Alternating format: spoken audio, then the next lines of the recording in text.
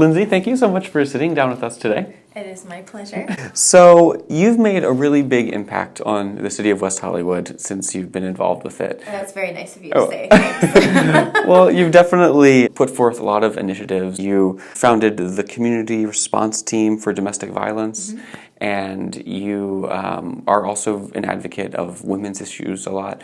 Yes. Why is that something that's so near and dear to your heart? What are those things? Well, you may have noticed I am a woman, but more importantly, it's not that self-serving. I think, in fact, it was something I wasn't even really aware of. You know, I was raised in a family that most of my cousins were boys, and I grew up just like everybody else. Yeah. And was treated the same. In fact, I was probably expected to do a little bit more than the guys. I came to learn just by living my normal life that women were treated differently.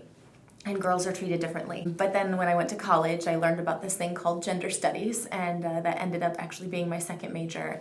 And it wasn't just about women, it was challenging gender stereotypes in all different kinds of ways. And it really opened my eyes to a lot of the inequities that so many gender minorities experience. Yeah. I also was an activist on my college campus. I helped bring the vagina monologues to the University of Notre Dame, which was a bit controversial, you could say. Yeah. But it opened up a lot of really important conversations, and I think that's really what has driven me to continue to focus on that issue, because so long as women live in fear of raising our voices and speaking up to demand equality, nothing else can be achieved. And what kind of prompted you to to kind of have a life of public service? I didn't expect to be an elected official, I will tell you. In fact, I was originally appointed to the city council, you may know, in 2009. I was appointed to fill a vacancy. But I think I'm really driven mostly by a social justice mission that's been cultivated in me from a very young age. Yeah. I was born and raised in a small Catholic community, and I like to think that I got the good parts of the church. You know, that social justice mission really resonated with me always, and I'm very excited to have the role that I do and be able to serve my community in this way. But I've also enjoyed being out on the streets, you know, with a protest sign or with a bullhorn, you know, letting my voice be heard. And I think, you know, there are a lot of issues impacting communities right now, including ours, and that's why I want to serve.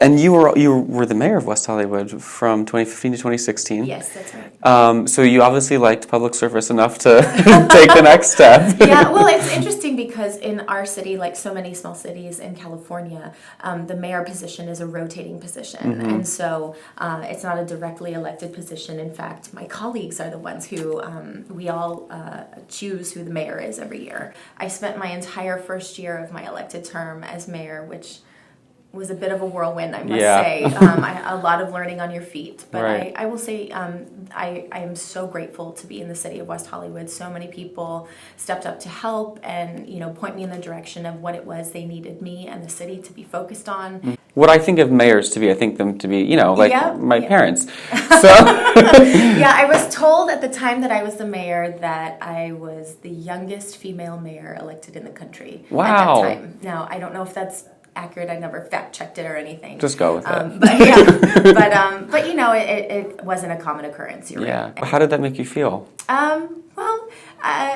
you know, there were definitely times where I felt like the only person like me in a room of decision makers. Right. But I was glad to have a seat at the table, and I think in that way I kind of took my role and responsibility that much more seriously. But you know, in our city, 50% of our city is under the age of 40, and so it was really important to me, in particular, that you know that population in the community, 50% of our city did not have somebody who looked like them on the council. Right. And to that point, you know, the future of our city and the world are millennials, you know.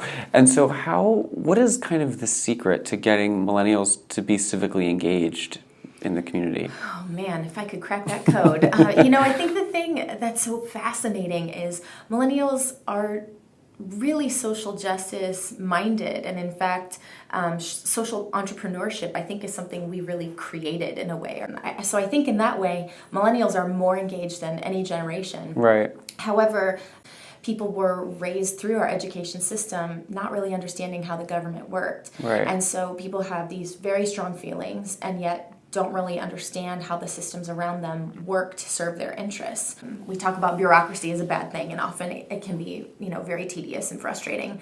But it was actually invented to slow the process of government down, to allow for people's voices to be heard. And I think sometimes we forget that, or maybe we didn't know it to begin with. And so one of the things that I try to do in my role is help especially young people, understand how government works. What actually goes on in this building, who does what we have the authority and jurisdiction over, what we make decisions about, and how we can directly impact people's lives.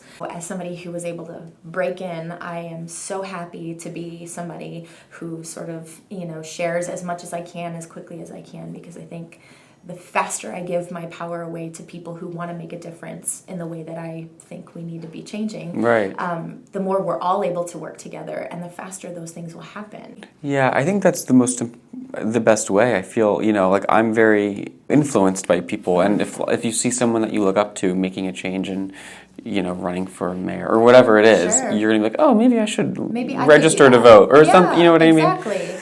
In fact, one of the things that we were able to do is create Next Gen WeHo, where we have a program specifically targeting residents and stakeholders under 40. What we created instead was this really fun social way for people to gather and focus on different topics that are important to young people. And the kickoff event we had, over 250 people came. Wow. And it was pretty exciting. Yeah. And to not only to see how many people came, but to show the people who always think, young people don't care that much. I'm like, no, we really do. We really do. We just have to do something to create the space where young people feel comfortable and feel like it's for them. How often do you have these meetings? Yeah, Next Gen WeHo is a great way to get involved, not only with West Hollywood, but people kind of from the region who hang out in West Hollywood, or just like the people who come to speak. We have set it up now, I think, to be quarterly. I certainly don't represent all millennials or all young women, or even